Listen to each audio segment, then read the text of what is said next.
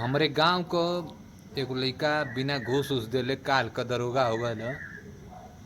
और आप लोग से बता देवल चाहतानी कि नदवा सराय के क्षेत्र में अगल बगल जितना भी गांव है, नदुआ, सिरसिया, मुस्कुरा, रसूलपुर, हुड़रही, कटरवा, जैसे बुधनारी हो गल, रजपुरा हो गल, भिखारीपुर हो गल, ताजपुर हो गल, कौनो भी क्षेत्र होखे नदवा सराय की अगल बगल आप लोग से कौनो भी मैटर होत ह, मार झगड़ा, मारी के पिट्टा, मेढ़ी के लेके केहू रास्ता में बर्जा निकालत ह, अगर ऐसन भी कोनो मैटर होखे, चाहे तलाक वाला कोनो मैटर होखे, तब फौरन रिपोर्ट लिखावे खातिर रसूलपुर देवराज राजभर के घरे पहुंचा लोगन। उन्हीं का लइका दरोगा भयल ह।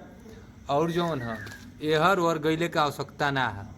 बहुत जबरदस्त दरोगा हो गल। दिन रात वर्दिये पहिर के एकदम खाना पीना सुतल सब वर्दिये पर होत ह।